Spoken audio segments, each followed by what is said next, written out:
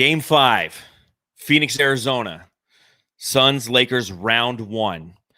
Suns leave with a 30-point drubbing of the Los Angeles Lakers. Jamsters, we're sorry. We know we're a little late. We know it. We were at the game tonight. We apologize for coming on not right after the game, but a little bit late. I apologize because it looks like my internet connectivity isn't so fantastic. But you know what? We're here. We're the jam session. That's what we do. Matthew, how you doing tonight while I check my cord over here? Dude, digital Darth Vader. I'm doing great, man. I got to play a video for you, too. My friend sent this over while I was driving home. And this perfectly sums up, you're going to this game. You're scared because it's just LeBron versus the Suns. And I told you before the game, I'm like, I am scared. And I don't know if that was, I don't know what that was. But let me just show you this video really quick, man. Show it. So,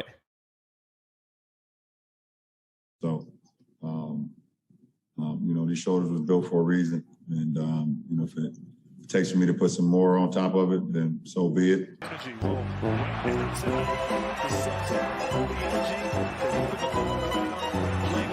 Oh, man. LeBron leaving the court early. Just perfect, dude. Man. That sums it up, right? That sums it up. And I was like, where's he at? Him and AD were not on the bench. And I guess he left early. So that's and I guess I can understand Anthony Davis not being present for the back end of that game.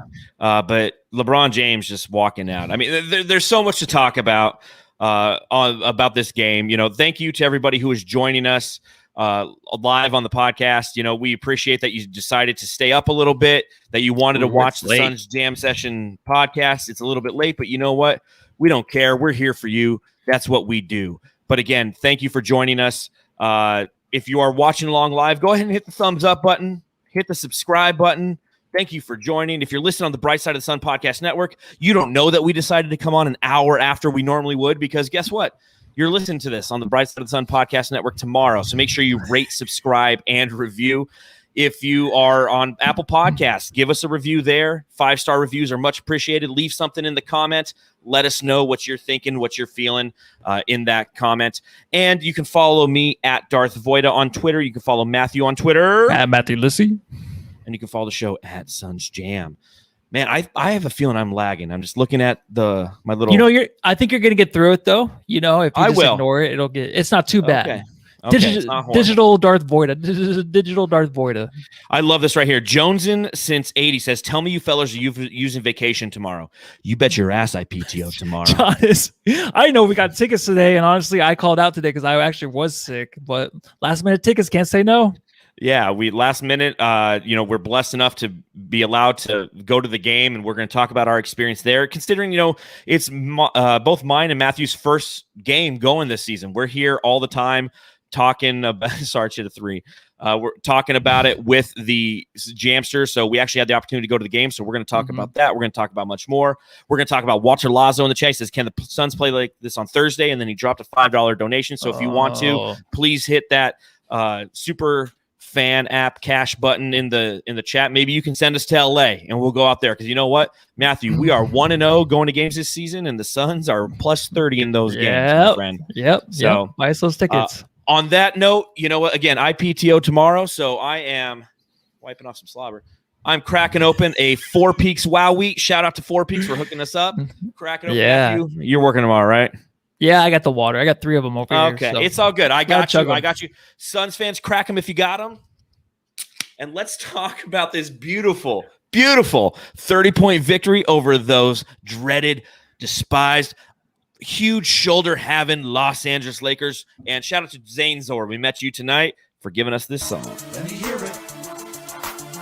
Let me hear it. Let me hear it. Come on, let me hear you say. B-L-A. Let me hear you say. B-L-A. Let me hear you say. B-L-A. Let me hear you say. B-L-A. Go Suns. B-L-A. Let me hear you say. B-L-A. Let me hear you say. B-L-A. Let me hear you say. B-L-A. Go Suns. And for the second game in a row, your Phoenix Suns did by winning by a score of 115-85 over the Los Angeles Lakers. This is a game that Anthony Davis is questionable coming into. Yeah. Doubtful. He ended up being out for this game. And I think I knew when that occurred that the Suns' chances of winning would obviously go up, but also the sense of urgency. You know that you are not playing against a member who is typically a first or second team All-NBA player, an all-star, somebody who's been shredding the Suns. Let's not lie. The Suns have been shredded by Anthony Davis up to this point in this series. You look at the second half of Game 4. You look at the Game 5, him coming into this game, not being present. Matthew, what were your initial thoughts when you heard that Anthony Davis would not be present? Oh, I thought it was going to be a win for the Suns, but I didn't know how they would win the game. And honestly, we're standing there in our suite, standing up. We stood up the whole game. We just stood up in a corner in a suite. This is the first time I've sat down. Yeah, we were standing the whole time. And I saw LeBron there. He was on the court by himself before tip-off. And I'm like, oh, my God. I was so freaked out. This guy still scares me. But it didn't matter because like the last game where the Suns did end up winning, they had a lot of work to do, I felt like, on the offensive defensive end to clean things up. And they did that tonight. They exactly did what needed to be done by just keeping the pedal to the metal or whatever that's supposed to say. That's correct. Was that correct? The that's pedal what they was did. to the metal. Yeah, it was all of them, though. It was the starters. You mentioned that. The starters are in there. They're playing good, and our bench is probably our best, I think, team really all around all season. So you had the starters coming in, doing their job, and then you had the bench coming in and cleaning it up. Just all around, just a great game. It was a perfect game. The refs were giving us calls early, going our way. There were legit calls too. There were some travels too that the Lakers got away with, so it kind of evened out. We were getting our way early, dude, and we got some nice blocks in there. Juice with a huge block on LeBron. LeBron giving up in 2 minutes in the game. So a lot of that had to do with the Suns winning. So I'm very happy. So much to unwrap. Yes. But the first thing I will unwrap is the fact that I've watched this team along with you and along with many of our Jamsters this entire season. We've watched every play. We've sat there and rooted through Jalen Smith getting minutes and hitting a three, which he did tonight, and getting a couple rebounds. Yeah. We've watched, this entire team mold as a unit. And there's been instances throughout the season in which this team has clicked collectively. And we've seen it for second quarters at a time. And I can go all the way back to the Detroit game. That Detroit game where in the second quarter, we just went absolutely bonkers early in the season. And then the second half, we had a huge letdown and we ultimately lost that game. But we've seen that throughout the season. We've seen the highs and the lows, and we've seen what this team could be when they reach their potential. Tonight, at home in Game 5 of the Western Conference first round against the Los Angeles Lakers, the team clicked for the entire 48 minutes. They played defense. They shot well. They passed the ball well. They drove to the rim. They created contact. They got some calls. But overall, collectively as a team, I haven't seen this team play better basketball than they did tonight. Now, granted, this is the first time I've watched this team live and in person all season. We've watched them from bars. We've watched them from your house, my house. I've watched Sedona. I watched the Cavaliers game in Sedona. We watched them lose and get killed by the Spurs when we were up in Flagstaff. I mean, I've seen this team from so many different points of view, but live and in person, I've never seen a team or this team play as effectively as they did tonight and truly snatch the soul of the opposition to the point where, as you and I were standing there watching the game, it's funny how you and I watch the game because we watch it different than the other people who are sitting with us. And again, shout out to Jim Beam. I've got a buddy who, working in the food and beverage world, you meet some contacts, and they have, sometimes access to things. They provided us last minute with 2 tickets to tonight's game in the Jim Beam suite. Right there, when you first walk in, you go up an escalator, boom, you're right there at the bar, and we're watching it with some Suns fans and some people who are just, fans of social life. But the way you and I watch the game, it's so much fun because we're sitting there, we're noticing pick and rolls, we're noticing, who was open on that shot, what could have happened on that, why didn't they go to the baseline? But more importantly, and you kept pointing this out to me, we're watching the Lakers bench and the absence of LeBron James. I mean, 5 minutes left in the game, we kind of looked at each other and you're like, John, I don't see LeBron out there. And you couldn't miss him because he's wearing those bright fucking yellow shoes. And we didn't see him anywhere. Yeah. The Sun snatched his soul tonight, man. And I was listening to John Bloom on the way home. I know you're on the radio show on the way home. Shout out to John Bloom. He did put me on tonight. It's my first time ever being on, considering we always do this podcast right after, so I didn't have an opportunity. But shout out to Bloomer. Cool, it was fantastic being on with the Bloomster, who we met before the game. There was an old soul on there tonight talking about how he is still scared, of LeBron James and the Lakers playing mind games on the Suns. And it might be something to think about, of course. But right now you want to enjoy this because 16,000 fans there held the Suns accountable for everything. And they came through completely 100%. There may be a few miscues here and there, but Booker only had the one turnover after not finishing the game too well last game. He was, of course, the best player tonight. But, I mean, just the whole team itself, all around, just fabulous. And I just want to make sure that, we're not paying too much attention to what the Lakers are doing. You know what I mean? It's just like when LeBron's on the court, the first four games, the first four games, I feel like the Suns kind of waited for LeBron to kind of get going to see what he was going to do. Tonight, the Suns just took over. They're like, you know what? I don't care. LeBron, if you're going to be passive, whatever you're going to do on the court, we're not going to pay attention to it. You can shoot your threes, whatever, but we're going to take out the inside game. We're going to make sure you can't come in here and do too much. I mean, he had maybe a few layups all night, but that's when he wanted to try.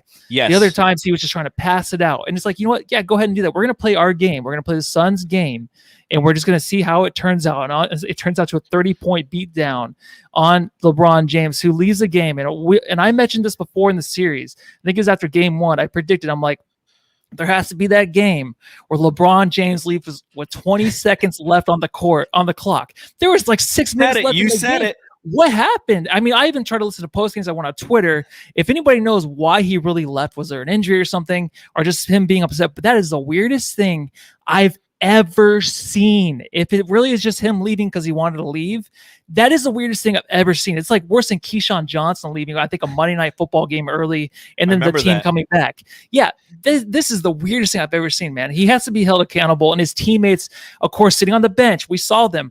I mean, they're already losing, and they're wondering where mom and dad are. They're not on the bench there with them. They're talking behind their backs. They're talking about their game plan, maybe going to the next game. Maybe I've given up. I'm done with this season already. Maybe they're saying that, but I don't even care. I love that if that's the case. I know I liked LeBron before, and I even loved him maybe at sometimes his play.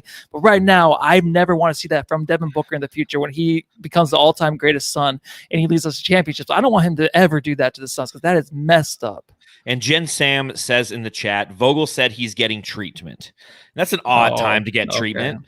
I get your team's getting is down, but I love you. I love you, man. You're like, oh yeah, sure, whatever the fuck, LeBron. It's so funny. But it's not the time to do that. And we've had this conversation numerous times, and I've put it out there in the past that I know that LeBron likes to direct his narrative. And as I was watching this game, what did I constantly comment to you? Look, LeBron hasn't sat down yet. He might have played the entire first half, and one of the Jamsters can correct me if I'm wrong in the chat, but I felt like he played the entire first half. And it's almost like that LeBron narrative thing. Like, listen, I did everything I could, man. It's them. When LeBron wins, it's him.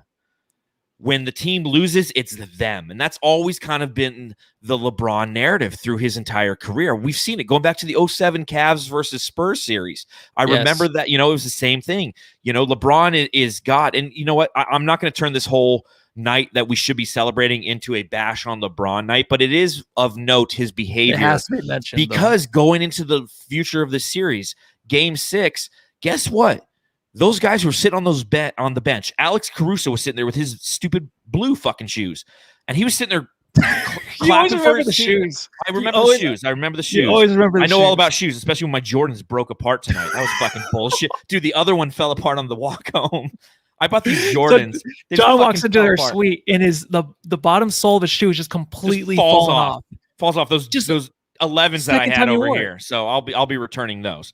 But that being said, LeBron James leaves his team to get treatment at the back end of the game. That's the same guys he's got to go to battle with in Game 6. Look at the Suns, okay? The Suns weren't running around doing the Andre Drummond like. Oh, yeah. Thank you for bringing that up. Thank you very much. They were not celebrating the way that the Lakers were in Game 3. Like a coronation of something. Yeah. What is that? I mean, the Suns were celebrating like a team does. And I want to shout out my little brother, Paul. Okay. He lives over in California, grew up over here, Suns fan, during the 7 seconds or less era. Hasn't watched the Suns since because they've sucked since. He is like a lot of Suns fans right now who is coming back to this team and seeing this team really for the first time, watching intently and intensely on television. And he's texting me during the game. He's like, John, I've never seen defense like this from the Suns, period. And I text him back. I'm like, that's what makes this team special.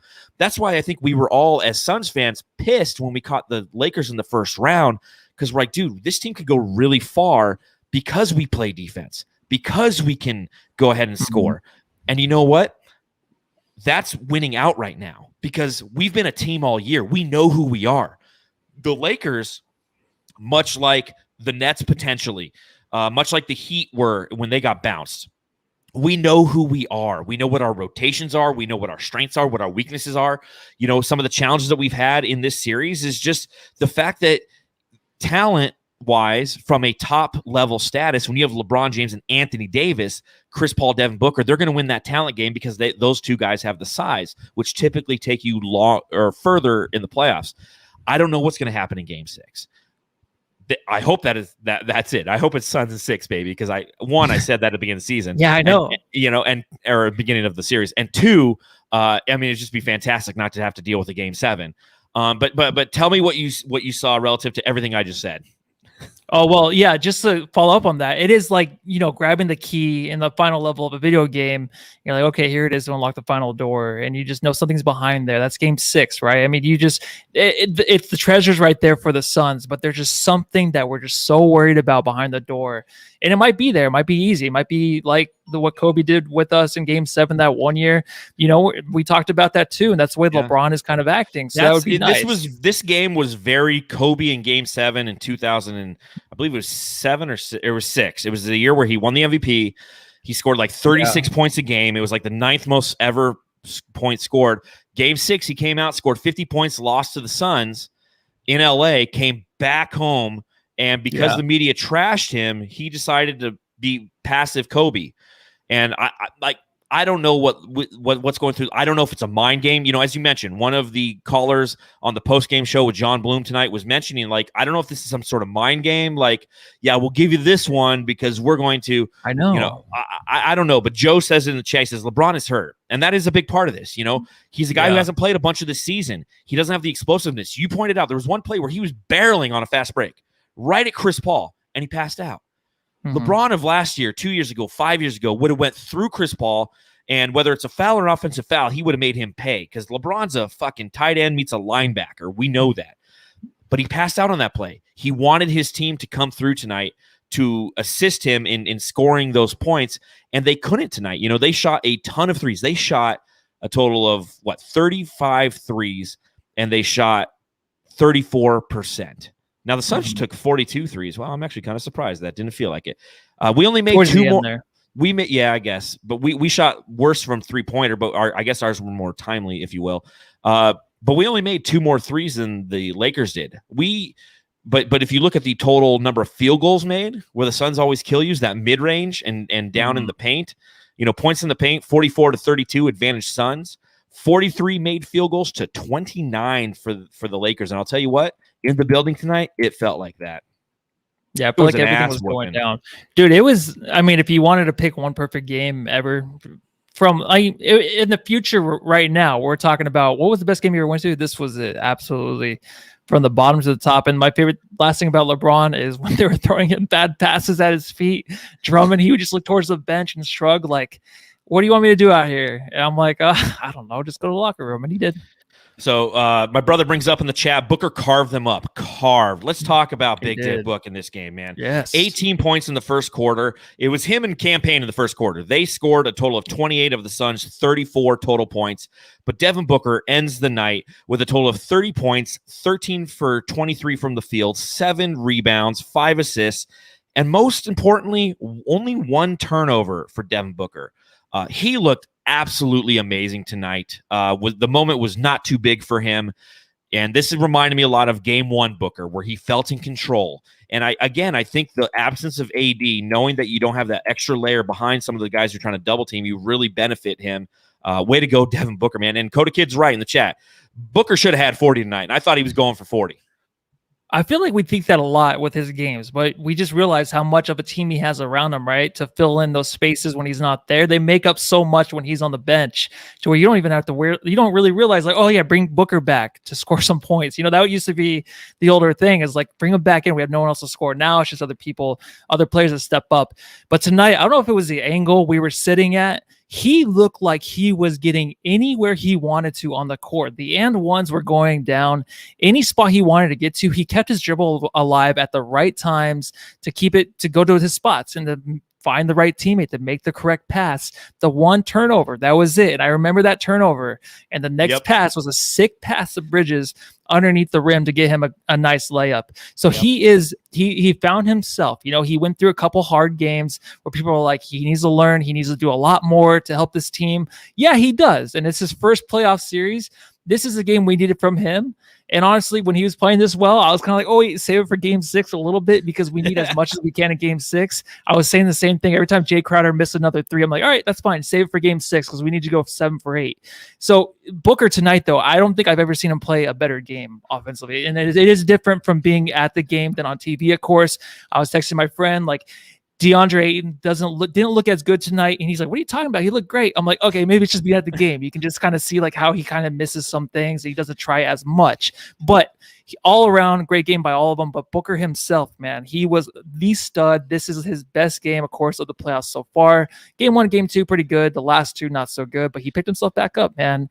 And he gave the Suns fans exactly what they needed and the Suns teammates. I've been to a lot of Suns games. Now, granted, not this season, but I've watched Devin Booker grow up in front of me, going to games for the past 6 years. And I got to say, like, in person, given the stakes, like, this is ridiculous. This is easily the best game I've seen him play in person. I know he's played better games. He's had more efficient games. He scored 70 points in a loss to Boston, years ago. But seeing him play the way that he did in this first quarter, and I was telling you before the game began, I go, what's going to be ever important for this Suns team is LeBron's going to come out, and he's going to be focused, and he's going to try to get his team involved. And the Suns have to be ready for that. They have to sustain that, and that happened. The Suns were down. I think it was 10-3 right off the bat. They got it back. Maybe it was like 9-3, whatever it was. All I know is it was 10-10 at one point, and the Suns went on a 9-0 run, and we're up 19-10, and it was game over from there, dude. Like, it was a party from there on out. There was free beers. There was hot dogs. Like, I was in heaven. Like, I'm like, this is actually happening. This is actually happening. Now, granted, and kudos to Booker, but now I'm going to kind of go the other route. There was a moment in the game, third quarter, we're staring at each other. We're still up 30 because we're up 30 at halftime. And Chris Paul drives to the basket, and he throws one up, and he falls down on the play. Didn't look hurt at all, but we both looked at each other and we're like, dude, we're up 30 right now. Like, Chris Paul needs to come out of this game. Yeah. Literally the next possession down the court towards us, he falls down and instantly is just like grabbing the shoulder, going towards the Lakers, going towards the bench, doing everything he can to express his frustration with the play that just happened. Based on everything I heard Flex talk on the post-game show with John Bloom tonight, says, it's going to be kind of day to day. It's not super serious. I was texting my brother. I'm like, how did it look on TV? Said again, it didn't look super serious. But I mean, we both just like, we're like, fuck. And we had a text thread going with like Espo and Saul and Dave and, a bunch of the guys. And Espo's like, the only thing we got to watch out for is the Lakers playing dirty and somebody getting hurt. Now, it wasn't a dirty play, but potentially somebody got hurt. And that was that was probably the only downer moment of the night. And back to Booker, after a couple plays, Booker scored some points and brought the crowd back into it because that was kind of that oh shit moment. But tell me what your thoughts were when Chris Paul went down. Well, I mean, how many times has he really hit the floor this season? Not a lot. Five times. He's been a jump shooter who doesn't go to the basket anymore. He knows that that's not his strength anymore because he gets hurt. Exactly. Yeah, exactly. He wants to save his body. And then tonight, when we're up by 30, he goes to the rim like twice in a row and he falls on the ground. He gets knocked over once. The other time he falls, I'm not sure how, but he's on the ground twice. And we're just like, come on. Like, CP3, even if he's in the game, it's fine. But just go stand in the corner like he was most of the game, And he did have that 1 3-point shot that was way off. But then Matthews on the other end, just airball. So it's like, all right, when it's going bad for us, it's worse for the Lakers. Thanks for pointing that out, Matthews. And Chris Paul was, when he got hurt, man, it was so silent in that arena. it was like, oh my God, like, okay, we're gonna win this game, but what about the next? There were game? wives looking at their husband like, why is everybody so upset? Oh my gosh! But he got up and he hit his free throws. Right, he came back. Hit his 2 free throws. Yeah, and I was just like, man, I was dude. like, thank God. And he went out and he came back in and watched the rest of the game. So I'm assuming he probably heard it more extensively. But I mean, if he's gonna miss a game, I don't think he's ever gonna miss a game. Like I'm just saying, he's gonna start no matter what. I mean, especially after we heard last time when we talked to Monty in this post game interview after last game, where he was just so emotional about how much he loves this game. He's not sitting. I don't care. He hit those 2 free throws. He's not sitting. He's going to play game 6. He's going to play game 7 if there's there. He's not sitting in one game. This dude fell down, got injured. I mean, like you said, the whole arena just goes quiet and everybody's just looking at each other. Hits the free throws, goes to the locker room, comes back. Yeah. LeBron went with 6 minutes left mm-hmm. He really had to take a shit or something. I mean, he didn't come back in the game. It blows my mind. Again, there's a difference in mentality with this Suns team than we've seen before with other Suns teams. I mean, the backup is playing great. Each Moore comes in with 9 minutes left in the fourth quarter. Started the third, Coda Kid. Yeah, he should. Each one should. Yeah, Coda Kid's dead spot. Each one should have started the third. We were up 30 points. And I hope Chris Paul's okay. You know, we do have that one game in between the next 2 games. The next game is Thursday, and if we lose that game and we have to play again, it's Saturday. That's a game and a game. I feel like we're the only series in the first round who's only had 2 days off once. Seems like every other series there's like 2 days off in between all the games. But again, but then we had the 2 days off in between, and then I was like, everyone was texting like, "What's going on? Why are they having 2 days off?" I'm like, dude, I need the rest. The Suns need the rest. I need the rest too from those games. Come on, yes. So we got real quick couple shout outs to some of the Jamsters who are watching along live in the chat. You got David Bailey, Jalen Smith, MVP of garbage time, which is funny, and then you got Bailey Lyons, list of Phoenix Suns to shoot 100% career playoff 3-point percentage. Jalen, the Jam Star Smith, that's the list. How great was that, though? I mean, he hit that 3. The crowd goes crazy. You know, it's always funny because you know who like the true Suns fans are in that moment in that arena. Everybody who like really loves the Suns was going apeshit when Jalen Smith hit the 3. And again, like the wives are like, "Why are you?" You know, it's like it's the same guy. You know, it's just like it was just so fun and funny to see. Not to that. be sexist, it was like one wife. But you know what? Honestly, when he came in the game, Jared Dudley did it at the same time, and you're like, "Are we gonna boo him or cheer him?" And we couldn't. I started cheering. Yeah, because Six was coming out at the same time, so you can't boo Jared Dudley. And then Jalen Six is getting booed. You can't do that to him. Well, I just thought about the last time Jared Dudley probably played in the playoffs when he played for the Suns back in 2010. But that's probably wrong. I'm sure somebody will call me out on that. A couple other things. You know what? I think it's time. We haven't done it yet. So I think it's time to bring up a guy who didn't ultimately have a massive impact on this game, but always has an impact on our hearts. Watch 2021. And 8 and Watch is brought to you by Just Sports. If you enter the code SUNSJAM at checkout for any of your online orders, you're going to get 15% off. That's right, Jamsters. Let them know that the Suns Jam Session guy sent you. Again, that is promo code SUNSJAM when checking out at shopjustsports.com. Matthew, what did you see from our boy DeAndre Ayton tonight? Again, you said that you felt you didn't see him have much of an impact in the game, yet you were texting one of your friends and he said otherwise. What'd you see, brother? Yeah. No, he didn't have a great game, but it's fine. Like, I feel like tonight, if any night, just not take the night off, but just go through the motion. You know, DA's always been the guy, let the game come to him. If it had to come to him, then he would have stepped up. I just think he just great point. With Anthony Davis being out, if he's going to play game 6, you need DA. He's busted his ass for 4 straight games in the series, and everyone's noticed how well he's been playing. Whether or not the Lakers are giving him what he's earned, I don't know. I mean, DA's just been outstanding no matter what. So he's hitting almost all his shots. He's missed probably 2. And I just think that tonight was a night to where he can maybe take it easy a little bit, just go through the motions. And that's fine, man, because save it for game 6. Because if Anthony Davis is back, he's going to have to like step it up even a notch more than the first 4 games. So save that. The other teammates got his back tonight. 2 for 3. I 2 for 3. There you go. That's perfect, right? I mean, that's the DA stat line I want. He wasn't his energy out there wasn't the greatest, but it's fine. I mean, I can let it slide tonight. It's no big deal, dude. Yeah, well, I think he played with great energy. I think he was great on the defensive end. What am I missing here? Because the way that he bodied up and created shot deterrence, that's where he was great tonight. Andre Drummond was trying to push him a little bit around down in the post. He said no. He's like, you can push me a little bit, but I'm going to deter you. And guess what? Andre Drummond, knowing that DA wasn't going to be there, played pretty much the entire first half, ended with only 7 points. He had the 13 boards, but 2 for 5 shooting in the 22 minutes. All those minutes primarily came in the first half. DeAndre Ayton, we didn't need him to be what he's been so far in this series. And that's the beauty of DeAndre Ayton right now. Yeah.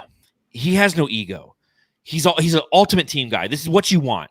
You don't want a guy who sits there, like Joel Embiid, and I hope he's okay. I think he got hurt in the game yesterday against Washington. But Joel Embiid needs the ball. Okay, to be successful. DeAndre Ayton's like, yeah, if you need me to have the ball, I will use the ball, and I will put the ball in the basket at an unbelievably efficient rate. And that's what he's done this entire series. That 2 for 3 looks fantastic so far this series because that just adds to his unbelievably efficient series. You don't need him to go crazy. He ends with a total of 8 points on 2 for 3 shooting, 4 for 6 from the free throw line. So he was putting them in foul trouble when he could. Again, I don't know if it necessarily mattered. 7 rebounds, had the 2 assists. He was what we needed him to be tonight. And I mean, you could kind of go up and down the Suns lineup and be like, oh, campaign. Okay. Yeah. He had 16 points, 7 for 11 shooting. He had 10 of those in the first half. He's what we needed him to be tonight. Jay Crowder, 9 points, 3 for 9, all from 3-point land. But you know what? He's what we needed him to be tonight. It's like everything just kind of came together tonight for the Suns. When the shots needed to happen, when any semblance of a run, I'd be interested to go back and see what the longest Lakers run was. It might have been to get to the first 10 points. Outside of that, it felt like 4 points. Like I remember a couple possessions where I'm like, like there was one spot. There was one spot when we were up like 36, and I go, I want 40, Matthew. And then it was like 30. I was like, oh man, shucks, and like, I mean, but again, I mean, these are. I feel like these are like Beverly Hills, North Scottsdale problems, It's just like, oh, man, I wanted 40, But back to DeAndre Ayton, I think that he did what he needed to do. Again, he's continuing to show that he doesn't need the ball for offense. We're not running offense through him. He's hustling on every play, which is what I'm seeing. I don't see DA doing the jogging. I mean, that's why we have Ayton watch. Because early in the season, he'd have those jogging moments. You're like, come on, dude, like play with tenacity, play with frustration, play with aggressiveness. He's hustling now. He knows what he needs to do to contribute to this team. Yeah, he is. And what I was saying, really, like the way I was watching Booker play, it's probably the same as watching on TV, the same exact way. I mean, everyone in the comments are like, yeah, this is the way he always plays. I just think the angle you're watching the game, the way we were watching it, DA looked different. He looked like the energy wasn't there as much. I'm not saying he didn't put forth effort. I was just saying like it just looked like there was not a whole lot of energy. It's probably from just me being there and actually watching him and the angles I had. And it sounds weird, but I'm pretty sure that's all it is. I mean, it's the same bomb-ass Booker out there doing what he does, but I've seen it from a different angle. You're like, oh my God, is this fucking MJ out there? He looked amazing. He did. He really did. He really did. Again, that's Ayton Watch brought to you by Just Sports. Enter the promo code SunsJam upon checkout and get 15% off of your order. So shout out to Just Sports and shout out to another guy who actually got some minutes tonight. We're not going to spend too long on it, but let's give it to the Sarge Smoke Break. Good old Dario Saric. And this segment is brought to you by Manscaped. Again, use Suns Jam on checkout at Manscaped to get a percentage off of your order. I think that's 15% as well. We got our stuff in soon. We'll be showing the results. Yeah, right? We are getting the Manscaped stuff shipped to us. So it's going to be really interesting. I'm going to use it on my left armpit, and that's it. I'm going to Manscape my left armpit. Oh, my God. But Dario Saric did get some minutes, and it was funny. I was talking to one of the guys who we were hanging out with, and I was just like, it's got to suck sometimes to be Dario Saric because it's just like you're so unathletic. But you know what? Dario Saric hit a 3 tonight, and for that reason, we're having a quick segment for him. So, dude, there you go. Dario Saric. There you go. Cheers to you, man. You'll be back next series. Yeah, seriously, though. That's the thing. He'll be back. This is not Dario Saric's series. It just doesn't make sense. when we play against potentially Denver or who won tonight in like double OT, and like I want to see highlights of that game because that sounds like a fucking classic. I know we missed out on the other greatest game of the series. So yeah, that's fine. Whatever. We won by 30. I'd much rather do that with free hot dogs. But if we play them or Portland, Dario Saric will have an impact in that series. That's a fact. Yeah. Their depth isn't the same as the Lakers relative to size. The only other team where he might become a non-factor is when we play against the Jazz because they have both Rudy Gobert and Derek Favors. But that being said, I really think that what's his nugget? Dario Saric, seeing him get out there, play a few minutes, that was just this game. It was fun to have a fourth quarter in a playoff game where we all got to relax. Am I right, Suns fans? After going through 4 games of an unbelievable narrative, where you have Chris Paul's hurt in game 1 of the first round, and then going out and winning that game, and then going out in game 2 and losing, and just having an unbelievably poor performance, coupled, with a second quarter that was shitty, followed by a third quarter where there were no adjustments made. That was the big thing I saw tonight. This game was game 2 re-personified, because this is game 2, but the Suns actually made their shots. That's what the difference was. The Suns defense held the Lakers in game 2 to the point where I tweeted out, like, the Suns and the Lakers are on a 0-0 run. It went like that for 5-6 minutes in that game 2, but the Suns weren't making anything. They made those shots tonight, Matthew, and that's why they just blew them out of the fucking water.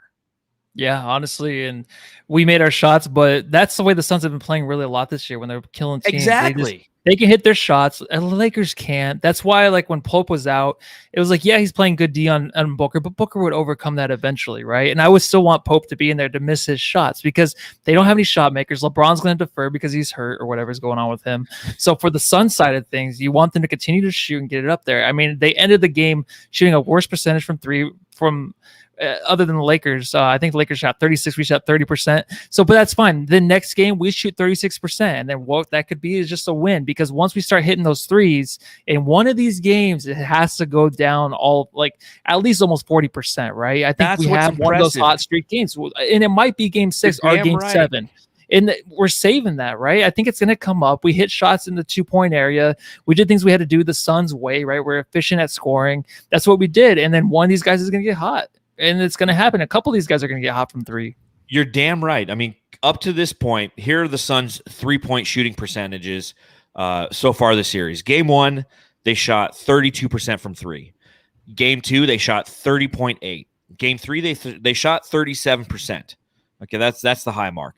Game 4, a win, 28.6%. We talked about that in the last podcast, about how this team still hasn't found the rhythm from 3.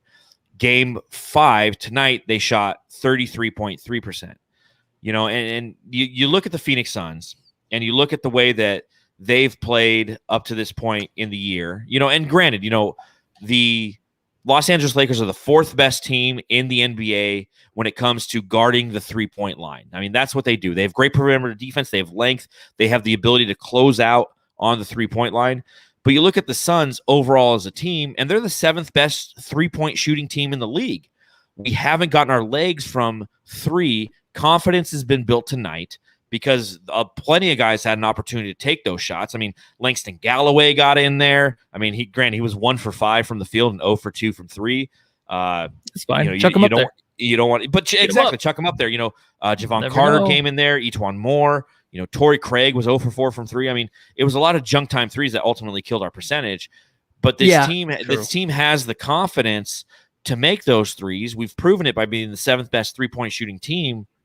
What would be fantastic is if they come out in that game in Los Angeles on Thursday and just go, you know what? This is the game that we go absolutely bonkers from 3 and we just put this team away. Yeah, it's going to be tough, man.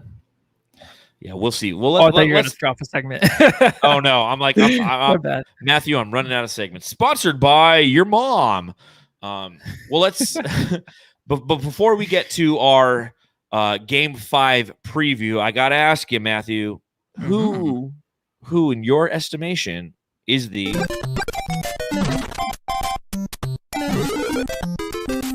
Jam Star of the Game? And this is a reminder to everybody who is watching along live. If you're watching on YouTube, hit the thumbs up button. hit the little bell that will notify you when we go live, and hit the subscribe button as well. And while you're at it, go ahead and let us know in the chat, who is your jam star of the game? Matthew, I will allow you. Crazy Luigi, Game 5 preview. You're right. I meant Game 6. My bad. Matthew, who is your jam star of the game? Oh, it's Devin Booker for sure, man. Hands down to him. He was absolutely amazing. I mean, we talked about him for like a half hour already, but he's not. Who you got, John? Nobody else, right? Yeah, it's Devin Booker. I mean, it's got to be Devin Booker. Okay, Coda Kid, one of our loyal elite jamsters. Remember, if you want to be an elite jamster, press the join button below. Coda Kid's one of those. He says Devin. Jay Salato gives it to Sticks. You know why? Because somebody always gives it to Sticks. You and Bailey Lyons. Chuck B. Stabarar. Chuck C. Buck Stabarar. You got to forgive me. I've been drinking all night. Armani. Devin Armani Booker. That's right. Book and CP15 Jam Stars. Yep, they're the ones who set the pace right off the bat. Paul, Booker. Let's go Booker. Campaign runner-up. Book 100%. Yes, I'm going down the line. It's Devin Booker. I think we all know him. Can't join. Matthew said we're done.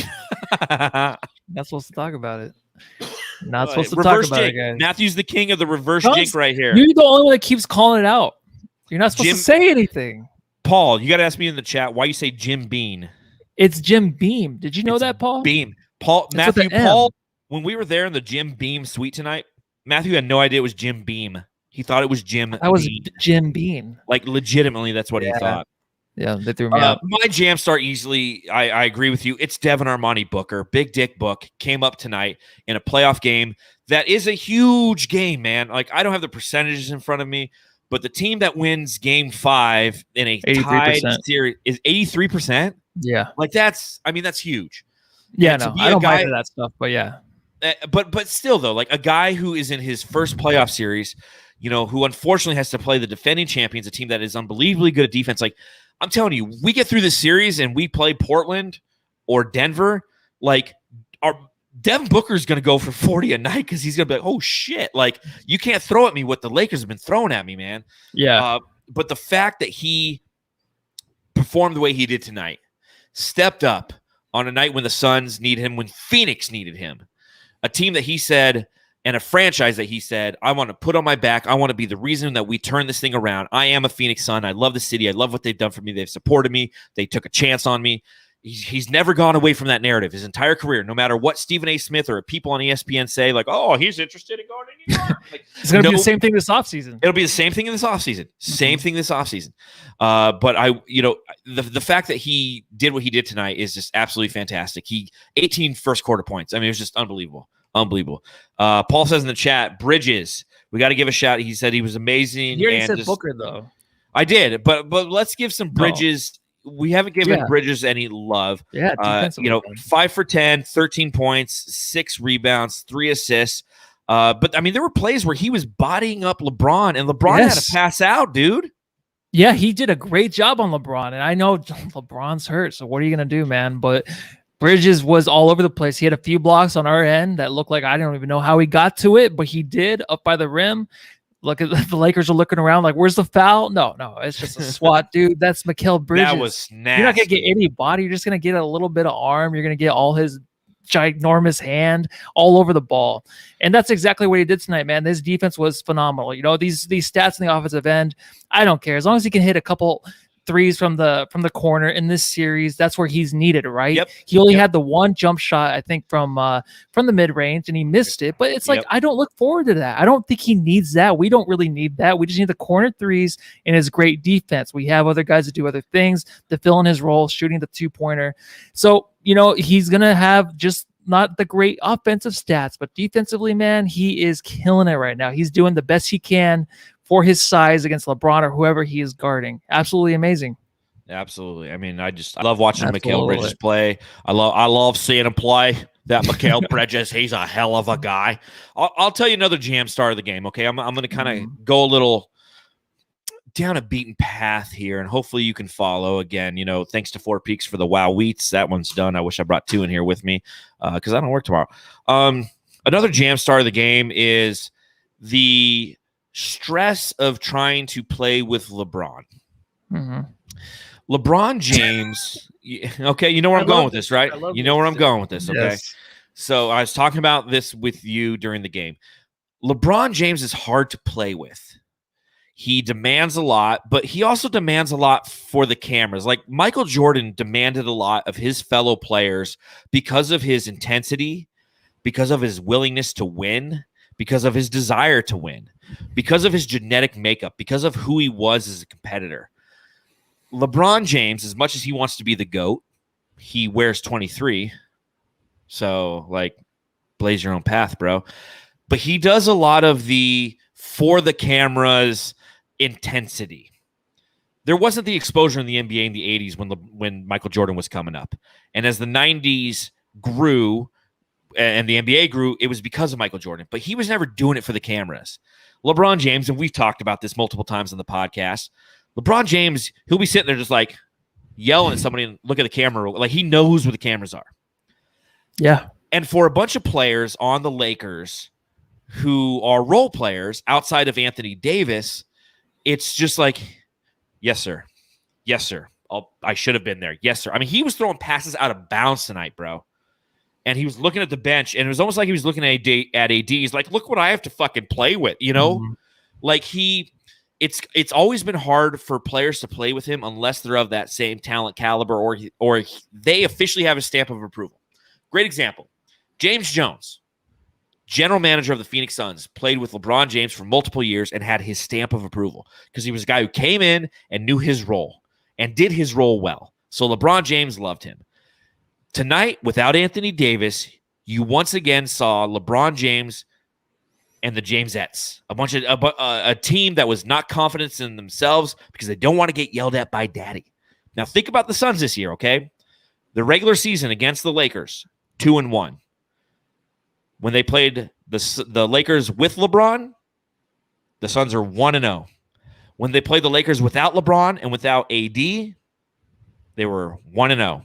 And when they played the Lakers with only Anthony Davis and no LeBron, they were 0-1 and they got their ass kicked. Think about that. Mm-hmm. Absolutely, dude. Are you done? Was that it? No, yeah, I'm thinking about it. I was thinking about it. Now I'm done thinking about it. And it's totally true because with Anthony Davis, he's a team guy. He actually is. The only thing about him is his playoffs and yeah, he's brittle, but then also like he was always kind of deemed kind of a choker a little bit, but he's never had too much playoff experience really to do so. He's won the championship already with LeBron, but if you want to play with somebody, that's who you want to play with. He's not a guy that's going to pout, going to look the other way, not give you a high five, not to get you back into the game. You need a real leader out there, especially in a game like this. It's a Game 5 game in the first round, a series to where you guys, the Lakers are the favorite, right? And they might still be playing with us because we've talked about LeBron 20 minutes on this pod already, all right? He has us where he wants us, right? That's what he wants. This is true. This is true. So it's very scary to go into that because honestly, he might be back to older LeBron and to where he would just walk out from games and give up, go to next year, try it again with a different group of players. That's maybe what he's doing right now. But I don't know. I just don't want to talk too much more about him because I know the pod's already almost over. Because he is that way to his teammates, and I want it to stay that way. I don't want him to come out. But tonight, I was so scared of him, and it honestly made me feel you were. You were shaking in your boots before the game. He had that look, and that's the thing. He wanted to win this one by himself. Yeah. He came out there. He realized this Suns team is not anything to be messed with, man. They're not. They're an actual real team with depth, with some superstars on that team. He has to deal with that, and he couldn't do it tonight. He just couldn't. Either he was too hurt or whatever. I don't care about the excuses. Chris Paul's hurt. He's still out there. So I'm just going to say that whatever he's doing out there, I don't care because tonight I was scared and he still lost by 30 points and he wasn't even on the court for 6 minutes of those. So whatever happened tonight, I don't care. Next game, I'm very, very pumped up for the Suns. Well, there you go. Let's segue right into our Game 6 preview. The Suns are going to Los Angeles to face the Lakers in Game 6. I think the tip-off time is 7:30, if I'm correct. It's a 7:30 start on TNT for those of you who are asking, or you have a dad who calls you and always asks you what channel and time the game is on. It's 7:30 TNT, Dad. Okay. Right now, if you look at the matchup predictor on ESPN, it's a 60.9% chance that the Lakers win. Obviously, there's a lot that's going to happen between now and Thursday night. We don't know the health status of Anthony Davis. We don't know the health status of Chris Paul. We don't know the health status of anybody with the jersey number 3 on right now. That's what's kind of going down. What are you looking for as we enter Game 6? Is there any advantage the Suns have? Any challenges you think that they might have based off what you saw tonight? And last but not least, do you think the Suns win in 6? I mean, this whole playoff, even the whole tournament, all the teams, everything's so up in the air, right? It's so hard to predict with these teams coming in because of injuries, players not playing. You never know what to expect. So it's the same thing going into Game 6. All I know is the Suns have a better team than the Lakers, all right, all around. Unless That's AD and LeBron, if AD and LeBron can play to like a 90% level, then no, we're not better because those are the two best players, one of the two best, some of the best players in the league. Best three in the league. Two out of the top 20. Two out of the two. So I just think that when they go into the Game 6, you're looking at shooting, man. I really think if the Suns can just get hot from 3, which I wanted to happen this game, and it kind of did, right? If they can just stay that way, move the ball, don't turn the ball over. Hey, yes. Look what happens. You don't turn the ball over. You're not forcing crappy passes, right? You're not trying to just make yourself look good out there trying to make a fancy pass. So you don't turn it over. It's going to be great. Go into the Game 6 just like that. If we end up losing, then come back here and do it again. But I'm telling you, they play like they did tonight. 90% of the way they play tonight, they're going to win the game. Well, and that's a fantastic observation. I mean, the Los Angeles Lakers ended tonight with 17 turnovers. The Suns had 4. I mean, you do that, you get those extra possessions. We had 10 extra field goal attempts over the Lakers for that reason. So take care of the ball. But, again, going into the season, you look at the Suns and how they are relative to actually turning the ball over. And we're the 4th best team in the league. We average 12.5 a game. So we've been known to take care of the ball. It's when we have those instances like Game 1 where we turn the ball off a bunch, but we won. But especially Game 2 where we turn the ball over at a ridiculous rate. You're absolutely right. Going on the road, the Staples Center is going to be ready. Those Lakers fans are pissed right now. But I'll tell you what, if the Suns come out and put any doubt into that crowd's mind on Thursday, they're going to turn on that team just like we've turned on LeBron tonight. Because you wonder how much of a Laker LeBron truly is to this team. Think about that. He has won a championship for the Lakers. They love LeBron, man. How many LeBron James jerseys did we see tonight? 4. I saw 4. I saw 5. So I saw one extra guy. It's when I went to the bathroom that one time. He held it for me. It was really awkward. And he got frustrated and he left 6 minutes early. Wow, dude. Sorry, but this is a team. LeBron James hasn't done shit in front of Lakers fans. He did in Orlando last year. So if he comes out and this team is not clicking right off the bat, and he starts doing that body language shit that he was doing tonight, that Staples Center's crowd is going to start to feel like Chris Paul, like the crowd felt tonight when Chris Paul went down. There's going to be an air that's going to go out of the Staples Center. And the Suns, like you said, they're a team. Completely, utterly, depth, everything. We can throw a lot of different looks at you. Again, AD being out is massive. You said it at the back end of the last podcast, and I'll say it going into the next one, man. I hope AD's out. I don't want injury on anyone, but you know what? Our chances are better if AD's out. Does that give Lakers fans an excuse? Sure, why not? I don't give a shit. We'll go on to the next series. They can sit there and be like, well, AD was out. So dude, there's excuses for everything, though. Yeah. There's excuses every time, man. Excuses. Welcome to the Suns fandom. Excuses. We're on the other side of excuses. Yeah, Robert Horry, John Paxson. Like, it goes on and on. There's reasons why we should have won those games. But guess what? We can be on the other side of history, get through this team, and then things get interesting going into a semifinals against either Portland or Denver. 2 teams that I feel confident, especially Portland. I really feel confident against them. Denver, we went 1-2 against them earlier this season, with a couple of those games being decided at the back end. No Devin Booker, Jamal Murray travel call that should have been called, wasn't, tie game. Yeah, I mean, so there's a lot more narratives that we can get into, but I'd like to get into those narratives come Thursday night right here on the Suns Jam Session podcast. Man, so whoever wins this game, right? It's the best team in the West, right? Out of these 2. Doesn't this feel like the Western Conference Finals? And maybe it feels like the Suns and the Spurs. I think it was the second round. Whoever won that series went to the finals. And we're going to win the finals. Whoever won that series, and that's what happened. Wow, we got a long road ahead of us. But again, fantastic. I did want to bring up one thing real quick in the Our Thoughts segment before we get out of here. Thoughts. Brains? Everyone's been talking about it. The actions of the fans around the NBA, they're just straight up acting a fool these days. Kyrie Irving had a water bottle chucked at him. Trae Young's been spat upon. Russell Westbrook had popcorn thrown at him. A couple things I wanted to throw out there real quick. One, kudos to Suns fans tonight. No tomfoolery, no hooliganism. We just enjoyed it. We had the one moment, the one national anthem. It was literally like this. It's like, oh, say, can you see LeBron's a bitch? Like some guy yelled it when it was like perfectly quiet. Yeah, it was. I did laugh. But that was laughed. the tomfoolery of tonight. But tell me if you have any thoughts on just people acting a fool through these playoffs so far. What was the question? Do I have any tomfoolery? Thus far in this playoffs, we've seen plenty of tomfoolery from other fan bases. Do you have any thoughts on this? Oh, just if you want to get rid of it, get rid of alcohol. That's what you got to do. That's it. No, never. Well, that's the thing. That's the reason people throw stuff, because of alcohol or heroin or whatever else they do. Heroin? Make that illegal from the arena. I'm just telling you, dude. That's why people throw stuff. They sold their I'm tickets pretty sure for some they're smack. above like 2.0 or whatever. I'll just throw this out there, okay? Again, I work at a resort. I manage pools.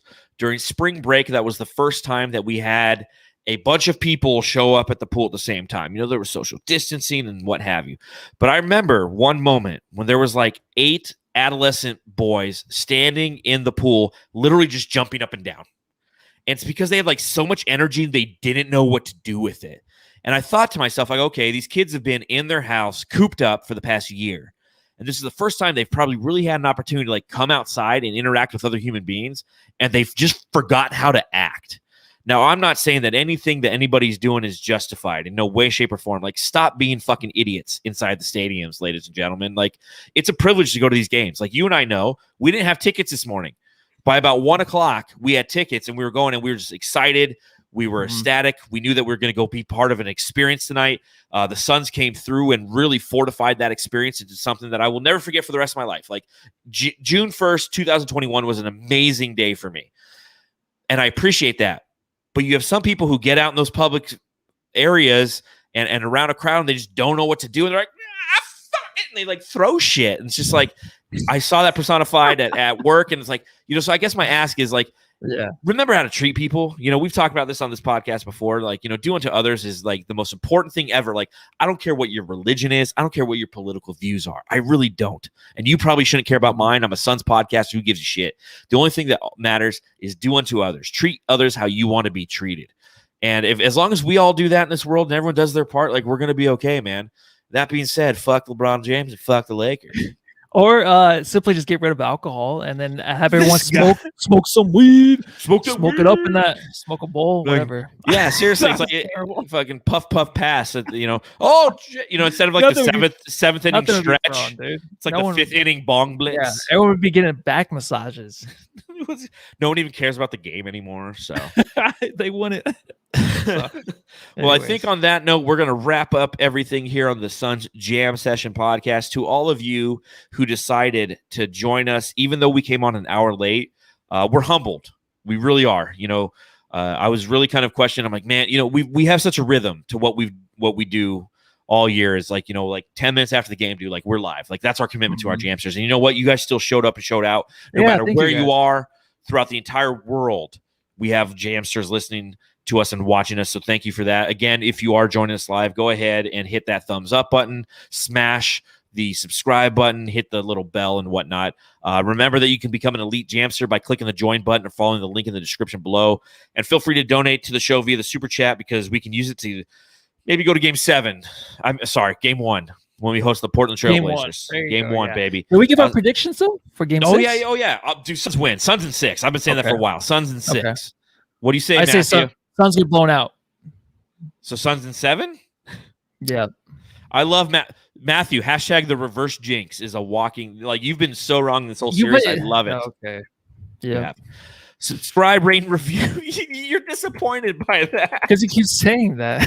Well, it's been true. You can't. You said game 4. I said game 4, game 5 we're gonna lose, and there's gonna be an injury in game 4. Bam. All right. Yeah, Matthew's correct. Matthew's always right. Yes. Fabio, Suns in 8. Where Suns in 8. Sissy. Damn it. Listen, shit. Story No. of my life. Damn it. Poor Matthew. His whole life he's been called that. Again, leave a 5-star review on Apple Podcasts if you're listening there. We'll read it on the pod. Subscribe, rate, and review via Bright Side of the Sun Podcast Network for all your Phoenix Suns podcast or Phoenix Suns content. And remember, if you stop by shopjustsports.com or manscaped.com, use Suns Jam in the promo code and you're going to get stuff off. So do us a favor. Do that. It helps us, helps the show and such. On that note, we appreciate it. It's almost midnight here in Arizona, but I don't care. It was fantastic. We are DTF.